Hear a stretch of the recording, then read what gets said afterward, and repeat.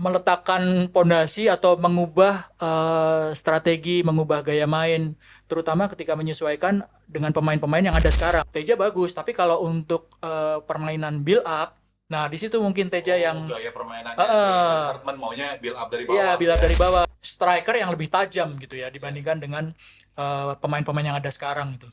Kalau gue menganalogikan mungkin levelnya David da Silva tapi lebih fresh lah. Nggak masuk akal sih sebetulnya. Kalau ngelihat dari pemain-pemain dari penampilan Malut United musim ini di awal musim dengan susunan pemain seperti yang sekarang kan, wah ini salah satu penantang juara nih, mencapai milestone luar biasa seperti Persib di musim ini adalah bagaimana menjaga motivasi, menjaga semangat untuk tetap lapar ya, untuk tetap lapar gelar, untuk tetap lapar meraih prestasi yang lebih bagus lagi itu. Liverpool, Chelsea, ya kan? Dibersihin semua gitu, Munchen gitu dibersihin dan mereka nggak peduli main di kandang atau tandang, udah mainnya kayak gitu aja, nyerang.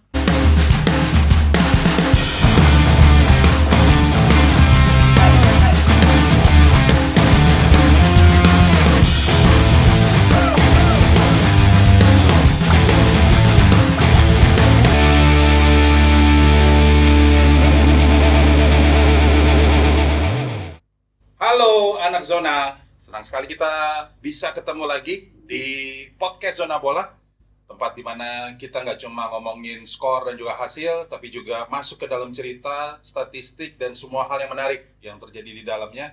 Karena sepak bola bukan cuma 90 menit, tapi juga soal momen, emosi, sejarah yang terus hidup.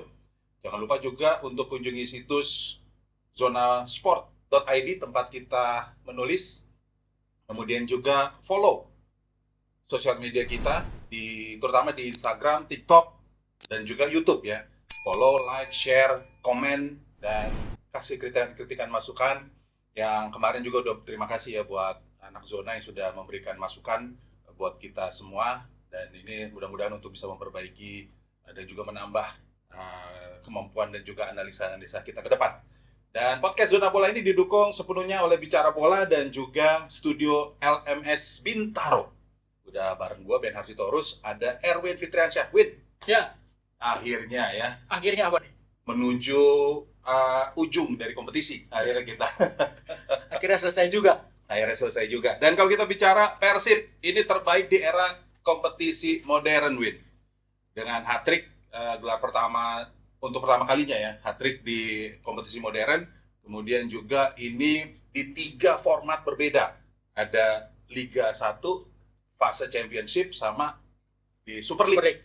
Nah, lo ngelihatnya kesuksesan ini kan udah kita bahas di beberapa episode sebelumnya ya. Nah, kali ini sudah resmi nih. Lo ngeliatnya gimana? Ya, tentu kita ucapkan selamat buat Persib, buat pemain, buat pelatih, ofisial, pengurus, dan terutama juga buat Bobotoh gitu ya. Mereka membuktikan bahwa Persib ini menjadi juara yang belum pernah dilakukan sebelumnya oleh klub-klub sebelumnya ya. Dan Persib ini kalau di total di era Liga Indonesia itu sudah 5 kali jadi juara.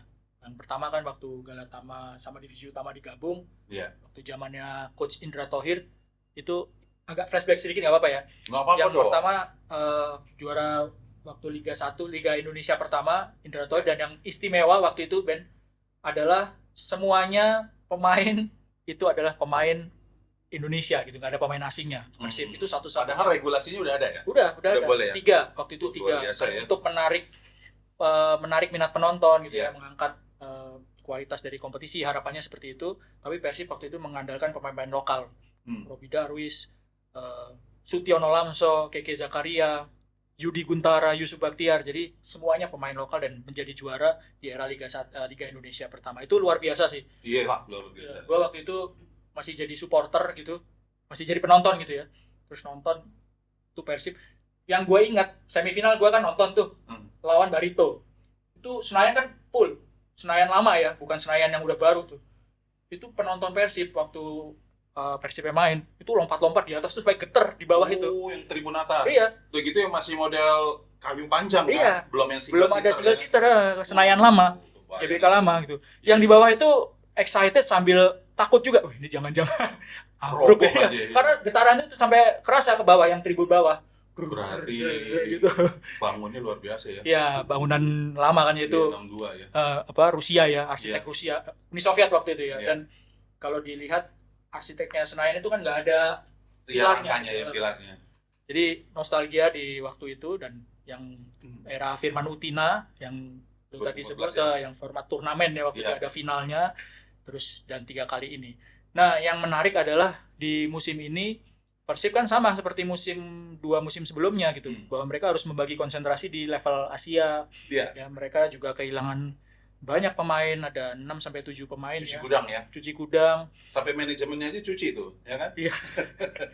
Ada yang pergi juga ya. Iya, ada yang pergi. Pak Teddy kan pergi Iya, gitu, Teddy. digantikan nama Kang Adit gitu. Iya. Jadi Persib dengan wajah barunya tapi bisa 3 kali juara, dan di level Asianya mereka juga lolos dari penyisihan grup ya. Sayangnya di fase knockoutnya kalah dari Ratchaburi, dan ini saya pikir menjadi sebuah pencapaian. Dan kalau misalnya mau melangkah lebih jauh lagi ya, sekarang targetnya adalah di kompetisi antar klub Asia gitu, karena di Indonesia ya Persib udah 3 kali juara gitu. Kalau Kalau misalnya ke final kemarin itu ketemu Ronaldo itu.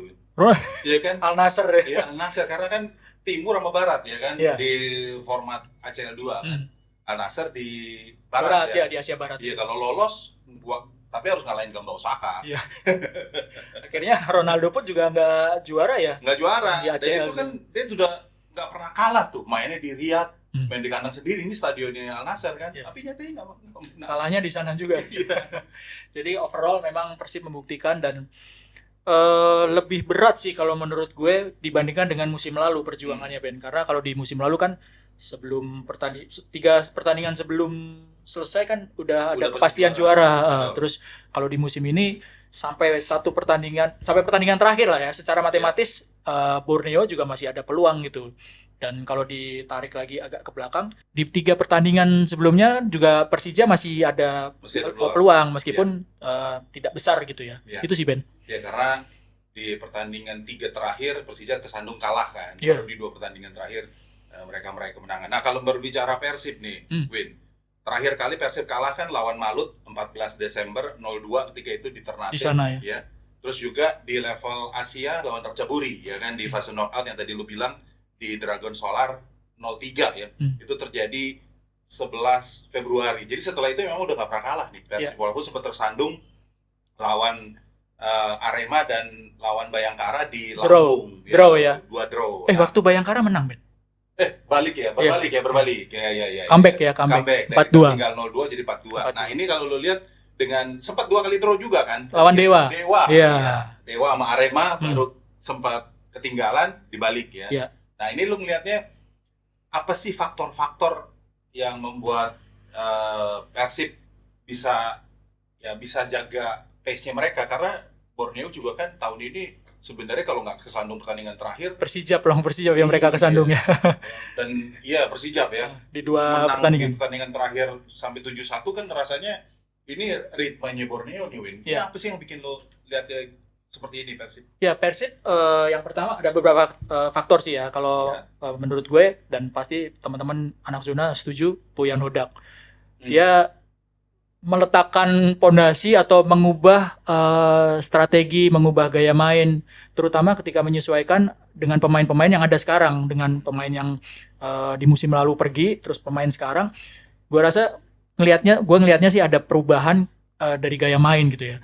Kalau di musim lalu ada Siro, ada David da Silva, itu kan cenderung cepat ya, umpan-umpannya tuh terobosan-terobosan cepat gitu. Terus ketajaman Persib ya sangat bergantung dengan 2 orang pemain yang sudah pergi itu. Nah, di musim ini dengan gaya main yang menurut gue lebih sabar ya, lebih merata, yang mencetak gol juga. Kalau dibandingkan Ben di musim lalu nih, gue harus ngeliat data, mereka mencetak gol 60 musim lalu, kebobolannya 33. Ya. Lebih banyak ya. 60 gol, kebobolan 33. Nah, musim ini bener lebih banyak. Ya. Mencetak golnya hanya selisih 1, sekarang 59, tahun lalu 60. Nah, musim ini agak jauh. Kebobolannya menjadi 22. Ya. Jadi memang ada strategi dari Bojan bahwa pemain-pemain belakangnya itu sekarang lebih solid ya. Kipernya 18 kali clean sheet. Terus mereka hanya kebobolan 22. Pemain-pemain belakangnya juga rajin cetak gol gitu. Jadi ada strategi, ada pemain ya satu strategi dari Bojan yang adaptif, yang kedua pemain-pemain yang cukup cepat dan cukup adaptif meskipun nggak langsung gereng gitu ya di awal kompetisi.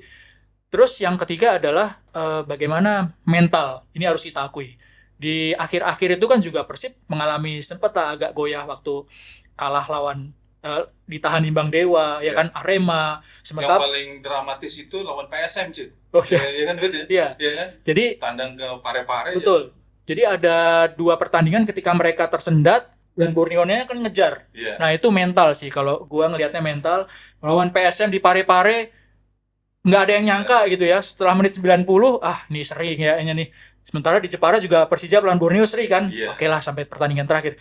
90+7 mental ya. Jadi ada 3 faktor utama ya. Tentu juga dukungan Bobotoh pasti ya. Iya. Yang membuat Persib bisa juara lagi Iya. untuk ketiga kalinya. Kreator di tengah juga ya. Ada Tom Hai, Adam Alis, Iya. Beckham Putra.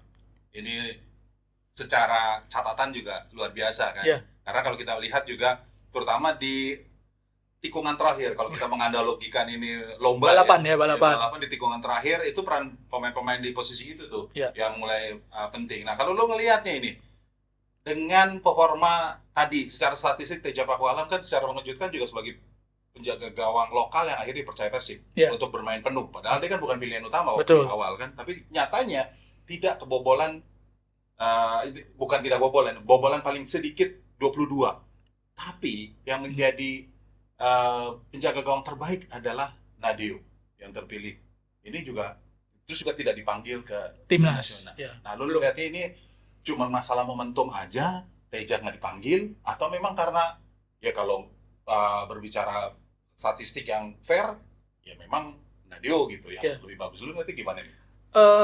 Gini Ben, kalau soal ke timnas, kenapa nggak dipanggil ya? Iya. Kan waktu di FIFA Series juga nggak dipanggil ya. Ya, Karena yang dipanggil kan Nadeo, ya Martin sama Emil. berat saingannya. Ya, terus ada Nadeo sama Cahya Supriyadi gitu. Ya. Teja nggak masuk, padahal waktu itu juga Persib udah di atas dan dia sedikit kebobolan. Sekarang belum dipanggil lagi. Ya, gue pernah ngobrol sama beberapa, ya bukan beberapa ya, ada mantan kiper. Gue nanya, kenapa ya kira-kira Teja kok nggak dipanggil gitu ya. Mantan kiper itu juga bilang bahwa Teja bagus, tapi kalau untuk permainan build up, nah di situ mungkin Teja yang gaya permainannya si Hartman maunya build up dari bawah. iya build up ya. dari bawah. Jadi Iya, kiper iya, tuh iya. memang bukan cuman Maunya- jaga gawang, maunya tapi si Hartman itu. ya tapi ikut bisa main gitu ya, sepak bola modern ya. Mungkin itu yang membuat Teja belum dipanggil. Tapi kalau untuk kiper terbaik, gua rasa sih di kompetisi ini Teja sih harusnya Iya, ya. kan Gua golnya cuma 2, iya, 22. 22. Iya, Sementara sedikit. Nadeo itu kebobolannya 31. Meskipun gini juga, gue juga sempat ngobrol juga sama Edi Harto waktu itu. Gue nanyanya ya, Coach Edi Harto itu Pas habis main bola itu ya. enggak, gue telepon Ben. Oh, Gue telepon. kirain lo pas habis main bola. Enggak. Bareng EG ya kan. Gua telepon Coach Edi bilang bahwa nggak merujuk ke sosok Teja. Kalau Coach Edi bilang bahwa kiper itu harus dilihat bahwa siapa yang ada di sekeliling kiper itu. Ya, apakah itu pemain-pemain bertahannya solid sehingga bisa memfilter serangan sehingga kiper itu bisa sedikit kebobolan, atau kiper jadi kelihatan bagus. Ini ada 2 nih ya. Satu ketika dia dilindungi oleh pemain-pemain belakangnya, satu lagi ketika pemain belakangnya nggak solid, dia banyak save gitu. Nah, itu ada 2 pandangan yang membuat penilaian terhadap kiper itu berdasarkan 2 pandangan menurut Coach Edi Harto gitu. Nah, mungkin juga itu kali ya Win ya. Kenapa Nadeo itu menjadi kiper terbaik di musim ini di BRI Super League 2025-2026 karena save-nya itu 130 bandingin dengan Teja yang belum sampai 100 bahkan ya. Oh, belum sampai 100 ya? Ya, itu nanti koreksi ya. Jadi anak zona. Terus juga clean sheet 12 Win. Caps juga dia bermain penuh 34 pertandingan. Nah, ini yang membuat Nadeo menjadi kiper terbaik. Dan ini juga yang kalau kita lihat ya, catatan-catatan walaupun Persib menjadi juara, tapi gelar-gelar terbaik itu cuma didapat sama Boyan Hodak, pelatih terbaik ini 3 musim berturut-turut. Saya juga nggak ada pilihan lain ya selain dia. Tapi gelar-gelar yang terbaik itu jatuh ke Borneo untuk kiper, pemain terbaik Mariano Peralta dengan 20 gol 14 assist, terus juga pencetak gol terbanyak David da Silva. Pemain muda terbaik itu Doni Tripamungkas dari Persija, kiper terbaik Nadeo, pelatih terbaik itu Boyan. Borneo tim fair play juga Win. Nggak, karena alasannya tidak ada kartu, terus juga tidak ada kartu merah langsung ya, yang langsung diberikan. Terus juga kartu kuning paling sedikit sama sportivitas di dalam laga kandang yang mungkin juga alasannya vonis sanksi Komdis yang paling sedikit ya. Nah ini yang lo lihat catatan-catatan ini dibanding musim lalu, 2 musim terakhir dia bisa tampil sebagai juara, ini karena kolektif aja atau memang kekuatannya memang ya seperti ini nih, memang mereka tidak person ke person kekuatannya. Ya, merujuk pada awal kita ngobrol ini tadi Ben, bahwa ada perubahan yang dilakukan oleh Boyan gitu ya, sebagai pelatih, bagaimana membuat Persib ini sebagai tim dibagi rata. Ya, yang paling gampang adalah ketika mencetak gol gitu ya. Ketika mencetak gol, semua pemain gak mengandalkan striker aja sekarang gitu. Barba ada 5 gol apa 5 gol ya, 5 gol. Ini kan cukup tajam untuk ukuran pemain belakang gitu ya. Nah itu juga kalau misalnya kita tarik benang merahnya, kenapa kok nggak ada pemain Persib? Ya karena pemain-pemain yang dipilih gitu ya lebih kolektif gitu kalau Persib. Sementara kalau kita bilang Borneo FC siapa yang paling menonjol? Mariano Peralta. Ya kan? Kelihatan banget ya. Siapa pencetak gol terbanyak ya? Akhirnya David da Silva gitu. Pemain muda terbaik siapa sih gitu? Ya Doni Tri Pamungkas. Setelah dia dipanggil ke timnas juga dia perform ya, di Persija juga dia tempat utama gitu. Jadi memang akhirnya pembagian tugas dan cara main yang lebih kolektif membuat tidak ada pemain yang benar-benar menonjol di kubu Persib sih.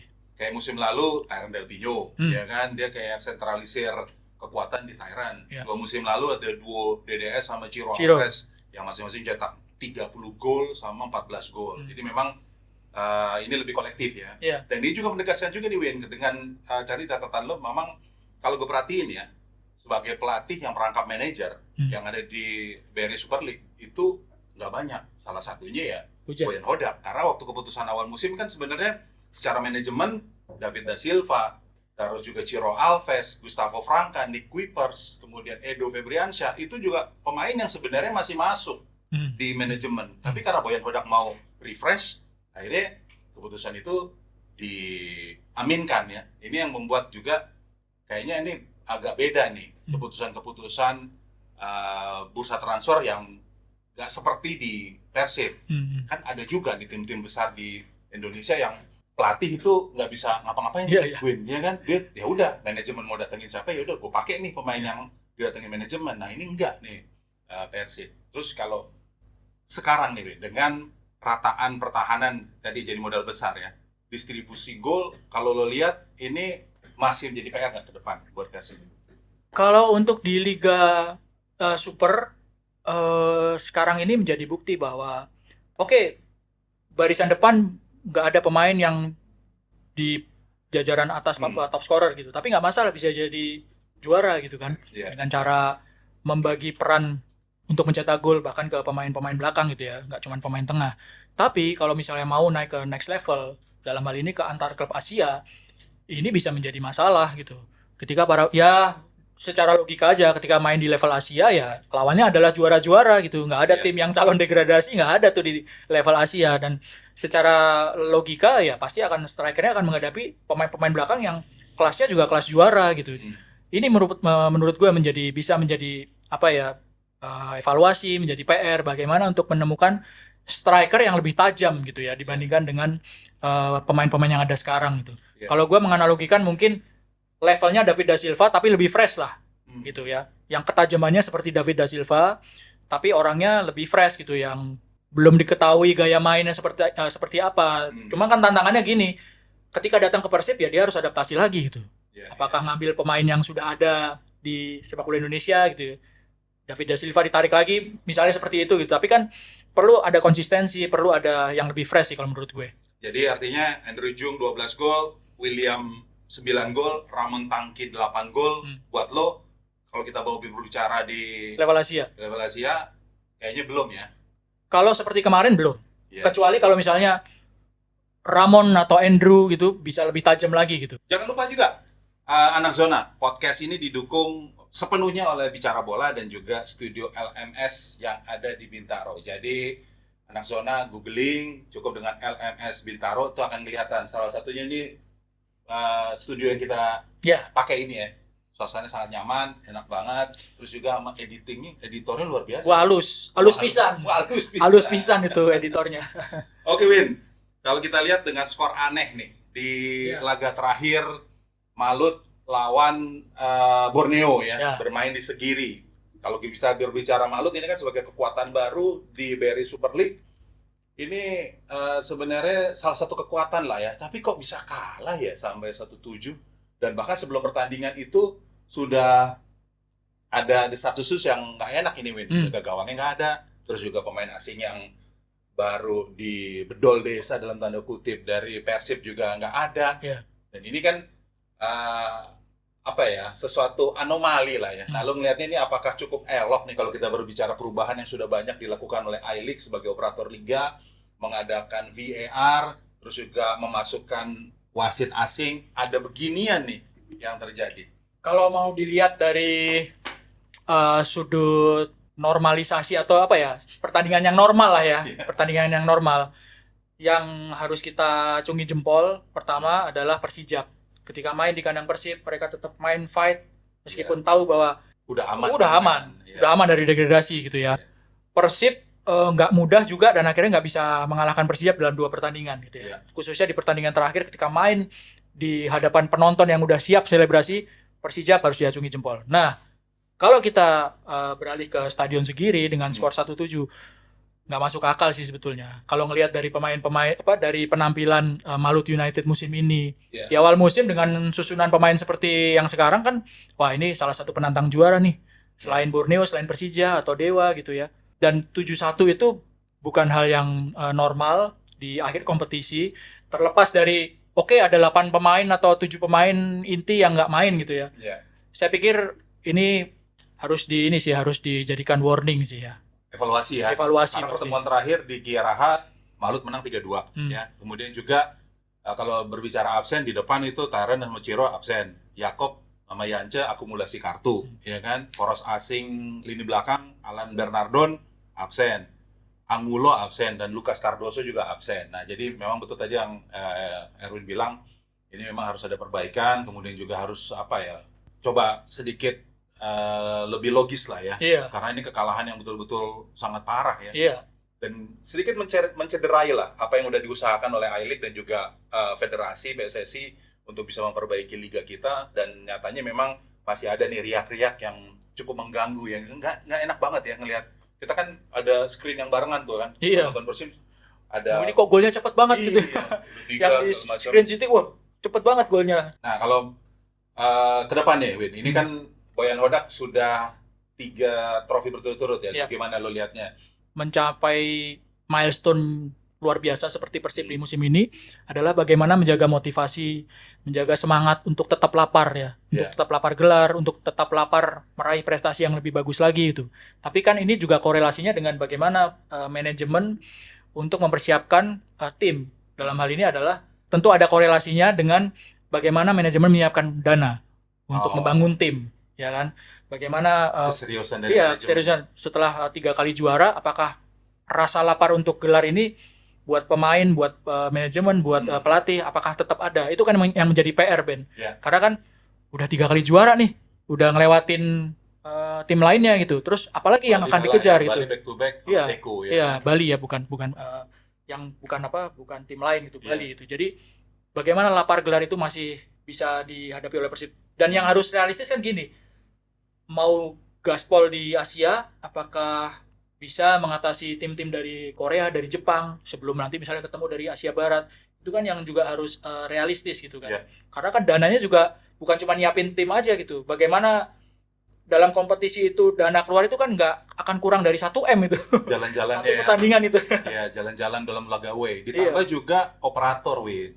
Operator juga harus bisa mensupport lah penampilan dari Persib, karena ini kan jadwal kompetisi yang cukup padat. Apalagi keputusan dari AFF untuk Shopee Cup itu harus peringkat 1, peringkat 2. Jadi kalau kita berbicara jadwal kompetisi, bahkan I-League berjanji akan Piala Indonesia juga akan bergulir. Ya kan? Artinya ada 4 kompetisi yang berjalan bersamaan, di mana akan ada tantangan juga.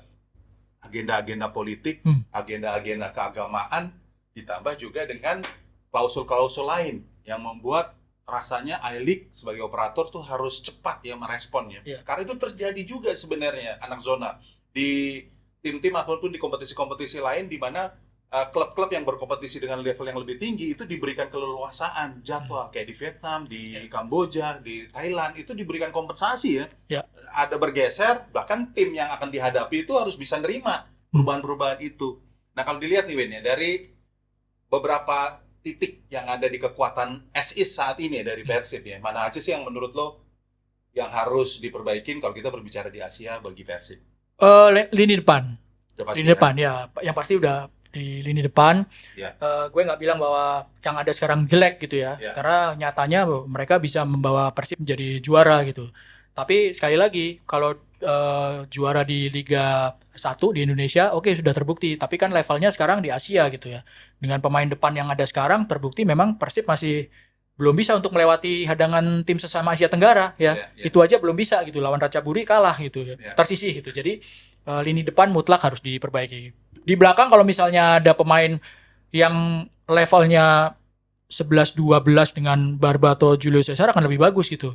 Karena dua orang ini sudah membuktikan bahwa mereka juga susah untuk ditembus kan. Ada Julio Cesar sudah cukup atau harus ditambah lagi? Kan Mungkin sama Thales Lira mungkin dari Persija yang kabarnya juga tidak dipertahankan. bisa jadi ya, tapi opsinya itu tadi Ben, bahwa Iya. dengan kompetisi yang lebih banyak gitu ya, apalagi kalau misalnya ada Copa atau Piala Indonesia, ya pemainnya juga harus dirotasi dengan kualitas yang nggak jauh berbeda gitu. Oke. Nah, ini juga menarik ya karena ada kabar juga Persib ingin mendatangkan Aiman Hussein dari Irak. Karena ya faktor Frans Putros ya. Striker ini Ben ya. Striker. Iya. Striker timnas Irak, dia jangkung 189 cm ya, segua lah ya. Kira-kira tingginya. Berapa Ben? 189. Bahaya tuh ya. Kalau Bahaya. bola atas ya. Bola atas. Model-model Oliver Bierhoff ini. Iya, dan dia refleks kiri kanannya hidup, Win. Kaki kiri kanannya ya, Iya. bisa. Jadi ini akan terus juga ada Patrick Robson dari Sferieng yang kabarnya juga lagi didekati karena Sferieng juga salah satu tim yang melesat juga ya Liga Kamboja yang semakin membaik. Dan ini ke depan nih Win, kalau ngelihat kayaknya juga kan Persib memiliki manajemen dari PT PBB yang juga cukup baik ya. Bahkan ada kabar mereka juga akan bersiap di IPO untuk turun di bursa. Ini juga mungkin juga akan menjadi review juga ya bagi tim-tim yang lain di Indonesia. Ada 18 tim yang akan berkompetisi di mana ada 2 tim yang sebenarnya juga tidak memiliki basis massa tapi juga memiliki kekuatan finansial Win. Yang rasanya ini akan cukup baik ya untuk secara finansial ya, bukan secara ekosistem sepak bola di mana ada Adiaksa dan juga Garuda Yaksa. Nah, ini lu ngelihatnya dengan masuknya dengan semakin ketatnya ini juga kan akan memberikan investasi besar juga nih Win untuk menguatkan timnya. Persaingan Persib ini gimana dengan Kans? Apakah mereka bisa dengan mudah melenggang lagi trofi keempat atau hadirnya tim-tim ini akan sedikit banyak mengganggu ya kekuatan dari Persib ke depan nanti? Kayaknya sih nggak akan mudah ya bagi Persib, karena kan buktinya di 2 musim kemarin 3 pertandingan mereka udah juara. Sekarang di pertandingan terakhir gitu, dan gua rasa banyak yang penasaran sih.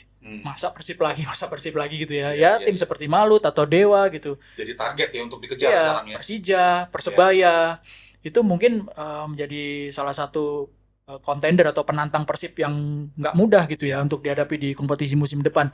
Tapi ini Ben, agak mundur tadi di kompetisi level Asia. Sebenarnya Indonesia itu pernah punya jagoan gitu di kompetisi level Asia. Di zaman era Galatama tuh Pelita Jaya pernah sampai babak semifinal Piala Champions Asia gitu ya. Jadi Persipura juga sempat agak jauh juga melangkahnya. Iya.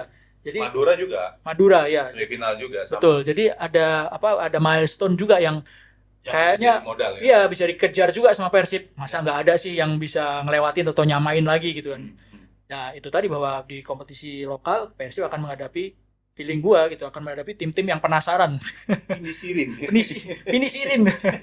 Oke Win, kita tinggalin ya Persib dengan kejayaannya memang harus diakui secara manajemen, kemudian juga secara kedalaman skuad, kemudian juga mastermind dari seorang Boyan Hodak luar biasa. Turbulensinya tidak mudah. Kalau kita berbicara musim lalu bahkan ada pemain yang nggak berani terbang sampai akhirnya harus tidak diperkuat tapi akhirnya menang juga. Kemudian di musim ini juga dengan begitu banyak pemain-pemain yang on off, nyatanya juga ada pemain pelapis yang juga menjadi penentu kemenangan. Jadi sekali lagi selamat dari zona bola untuk manajemen Persib, kemudian Bobotoh atas kesuksesan ini yang membuktikan juga memang mereka begitu digdaya ya, layak untuk bisa juara untuk ketiga kalinya beruntun. Dan kita sekarang terbang nih Win ke selebrasi dari Arsenal.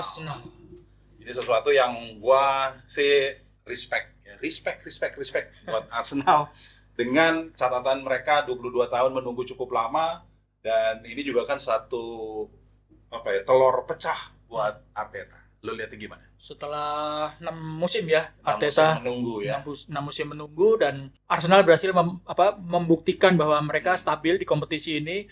Progres yang dijalani sama Arteta setelah 6 musim dan 3 musim terakhir menjadi runner up, musim ini menjadi juara.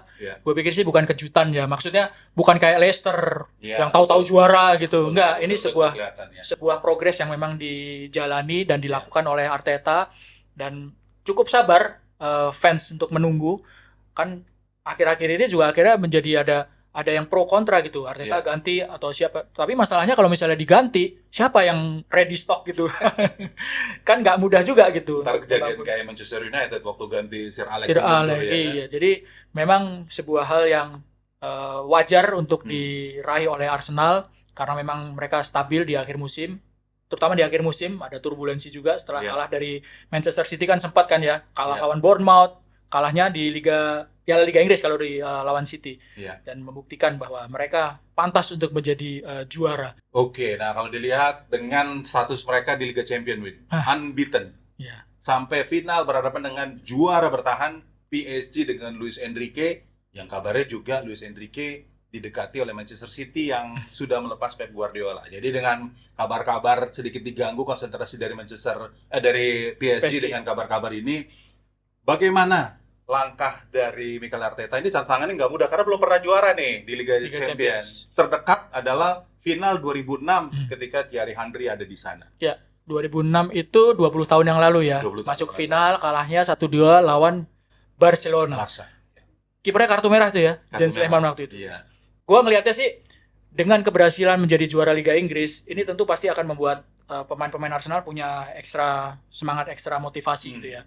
Jadi dengan tidak pernah kalah di babak penyisihan Liga Champions, menang terus di fase playoff juga mereka nggak pernah kalah. Ini salah satu tim yang nggak pernah kalah di Liga Champions musim ini. Sebenarnya ada Spurs main di kandang nggak pernah kalah. Main di kandang. Tapi begitu tandang kalahnya gede karena ganti kiper kan. Menjadi sebuah milestone dan pencapaian yang pasti membawa motivasi. Tapi kan gini Ben, PSG ini gue sempat baca-baca gitu ya, PSG ini adalah tim yang paling mengerikan mungkin saat ini di Liga Champions. Kalau misalnya dijagain pemain-pemainnya dengan main pertahanan rapat, itu juga pemain PSG, Kvaratskhelia, Dembele, Barcola, Vitinha, itu juga punya kemampuan skill individu yang untuk ngelewatin orang itu juga sangat mumpuni gitu.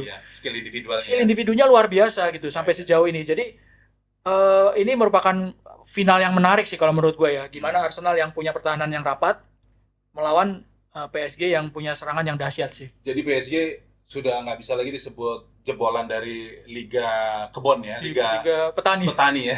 Nggak lagi ya. Nah kalau melihat dengan tersisa satu pertandingan lagi nih, apa sih yang sebenarnya menjadi kunci buat Arsenal yang mungkin akan menjadi bahaya buat PSG nanti? Mereka punya model pertahanan yang ketat, disiplin ya. Mereka dengan kalau misalnya main full team ya ada Saliba, ada Gabriel, terutama di bagian back tengahnya. David Raya juga bagus banget gitu. Mereka punya pertahanan yang ketat, disiplin, itu modal yang cocok untuk hadapin tim yang atraktif dan serangannya luar biasa seperti PSG. Apalagi kalau misalnya serangan baliknya kill the game. Nah, itu yang bisa menjadi modal bagi Arsenal gitu. Tapi kan gini Ben, PSG ini setelah terutama waktu udah fase gugur itu ngeri banget sih. Liverpool, Chelsea ya kan. Dibersihin semua gitu, Munchen gitu dibersihin dan mereka nggak peduli main di kandang atau tandang. Udah mainnya kayak gitu aja, nyerang terbuka gitu. Itu yang lagi peak performance berarti ya dengan kondisi itu ya. Kayak gini sih kalau gua ngelihatnya PSG ini kayak Barca zamannya Pep Guardiola tapi di era yang modern gitu. ketika susah banget untuk ngambil possession dari mereka, nyerangnya tajam, kemampuan individunya juga luar biasa. Ini PR buat Arsenal sih. Oke, nah kalau melihat City, Win, Ya, yang akhirnya ditinggal Guardiola setelah 10 tahun ya, City dengan 20 trofi yang didapat, bahkan farewell-nya luar biasa ya. Iya. Seorang Unai Emery juga kasih kado kan ketika di Etihad. Nah, lu ngelihatnya masa depan dari City dengan tanpa Pep, apakah akan menjadi kontender lagi untuk persaingan di musim depan, atau ini akan seperti Manchester United yang ditinggal oleh Sir Alex Ferguson, harus ada awan mendung yang cukup lama? City 10 musim bersama Pep itu legasinya luar biasa, Pep. Ya. Dan bukan cuman Pep aja yang musim ini pergi, karena kapten juga pergi, Bernardo Silva. Ada John Stones juga pergi. Jadi 3 orang ini di akhir musim bareng-bareng mereka nggak lagi untuk bersama City. Dan menurut gua memang legacy Pep ini susah untuk disamai, untuk dikejar, dan ini yang menjadi PR siapapun pelatih barunya sekarang itu. Karena kan bukan cuman gelar, dari gaya main ya, dari cara main, bagaimana kejeniusan Pep untuk mengubah pemain yang posisinya A menjadi B gitu. Contoh Matheus Nunes, pemain gelandang tengah jadi bek kanan sekarang gitu. Itu kan nggak mudah gitu untuk bisa membuat tim mencapai hal itu gitu. Mencapai kestabilan dalam 10 musim, total 19 gelar utama, dan siapapun pelatihnya yang akan menggantikan Pep itu sebetulnya secara materi pemain udah disiapkan, di pondasinya itu udah disiapkan sama Pep sekarang gitu ya. Jadi bukan menghadapi musim baru dengan pelatih baru terus skema mainnya atau pemain-pemainnya banyak yang baru, enggak juga gitu. Ya dari awal musim kan udah ada Jeremy Doku ya, pemain-pemain yang didatangkan, terus di pertengahan musim ada Mark Guehi, ada Semenyo, ada Ryan Cherki gitu. Ya. Jadi ada pemain-pemain yang secara regenerasi itu udah disiapkan dari Pep di sekarang gitu. Jadi pelatih City musim depan rasanya memang kalau misalnya dia bisa transformasi dari Pep ke pelatih baru, ya jadi contender. Tapi kalau untuk jadi juara, ntar dulu. Karena kalau gue ngelihatnya justru Arteta dengan Arsenalnya sekarang yang Lagi punya peluang untuk mendominasi gitu. zaman Jurgen Klopp ya. Iya. Ketika pecah telur, dia langsung Betul. tetap di atas ya. Ya, dan yang harus diingat kan gini Ben, Chelsea baru juga pelatihnya Xabi ya kan, Michael Carrick baru musim Permanen. ini gitu ya kan, Ya. Spurs dengan De Zerbi. Oh, ntar dulu kalau Spurs jangan dulu. Spurs juga Big Five lah.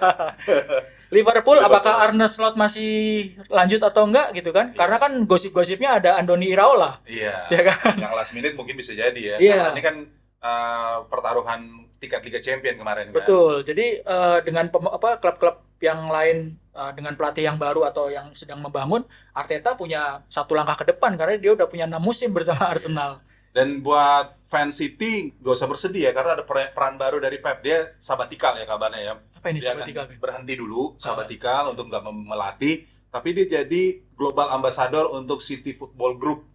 Jadi dia akan tetap ada di proyek kolaboratif dari grupnya City ya, yang nampaknya juga tetap menukangi walaupun tidak langsung seperti Jurgen Klopp ya di Red Bull ya, di jaringannya Red Bull ada di sana. Ya, sabatikal itu gue jadi inget Sabatini. Kan sabatikal lebih banyak waktu di balap F1 ya kan, sabatikal Michael Schumacher waktu itu. Ya, Sabatini ingat ya Sabatini? Iya kan, Argentina, petenis Argentina. Yoi, Gabriela. Timnas. Ada satu agenda jelang Piala Dunia yang memang ini menjadi persiapan buat tim-tim yang lolos ke Piala Dunia di Matchday, FIFA Matchday, dan Indonesia kabarnya akan bersiap berhadapan dengan Oman dan juga Mozambik. Ya, tanggal 5 sama 9. 5 dan 9 bermain di GBK dan tidak diperkuat oleh pemain-pemain diaspora yang bermain di Eropa. Diaspora yang bermain di lokal masuk di bagian ini. Nah, lo ngelihatnya ini bagian dari tren positif John Hartman atau ya lagi-lagi akan jadi coba-coba, karena John Hartman udah diingetin sama federasi jangan jalan-jalan dulu, jangan keluar negeri dulu, main di lokal aja dulu. Berarti kan harus memaksimalkan laga kandang, ditambah juga kayaknya pendapatan dari tiket lumayan. Nah, lu gimana nih? Pemain-pemain diaspora yang ada di luar namanya tetap ada, cuman kan apakah main apa belum gitu ya. Apakah main apa enggak itu yang menjadi tanda tanya. Cuman kan ketika menghadapi Oman dan Mozambik, mungkin pemain-pemain yang belum dicoba di FIFA Series kemarin ya. Betul, karena kan ya perlu waktu juga gitu. John Hartman baru 2 pertandingan gitu. Sementara daftar pemain yang dia ada di bank data dia kan banyak gitu. Jadi memang mungkin kesempatannya akan dipakai untuk pemain-pemain yang baru dipanggil oleh John Hartman. Kan ada siapa Buffon ya kan, Iya. Alvarezi ya, Axel Runtugahu. Axel dari Persija, Fajar ya, Fajar Fatur Rahman. Padahal dia nggak main juga, jarang main dia. Iya, dan pemain-pemain yang sudah lama nggak dipanggil ke timnas itu ya. Witan contohnya, ada Raihan Hanan juga, pemain-pemain Persija. Jadi mungkin ini kesempatan bagi pemain baru ya yang bermain untuk lawan Oman dan Mozambik. Oke, itu dia ya. Ya. Penutupan di episode kali ini, dan nanti saya tunggu ya liputan kita seperti juga kemarin di FIFA Series. Banyak banget Bung Erwin juga ketemu langsung dengan John Hertman yang membuat dia terkesan, bahkan John Hertman karena pertanyaan-pertanyaan yang khas ya. Sempat viral juga itu ini. Akhirnya statement dia di Nick Zone ya. Ya, yang soal Ramadan Sananta. Ramadan Sananta. Iya. Oke, thank you Win. Terima kasih juga Ben. Thank you juga anak zona. Tadi pembahasan soal John Herman menutup kebersamaan kita, dan terima kasih juga untuk Bicara Bola dan juga LMS Studio Bintaro yang sudah mendukung di zona bola program kita. Jangan lupa juga untuk visit zonasport.id dan juga sosial media kita di Instagram dan juga TikTok serta di YouTube ya, untuk like, share, komen dan juga subscribe untuk bisa membuat kita semakin berkembang di channel kali ini. Dan gue Ben Harsitoros, Erwin Fitriansyah mohon pamit. Di belakang ada teman kita Dika dan juga Titus ya. Kita bertemu lagi di episode selanjutnya. Salam anak zona.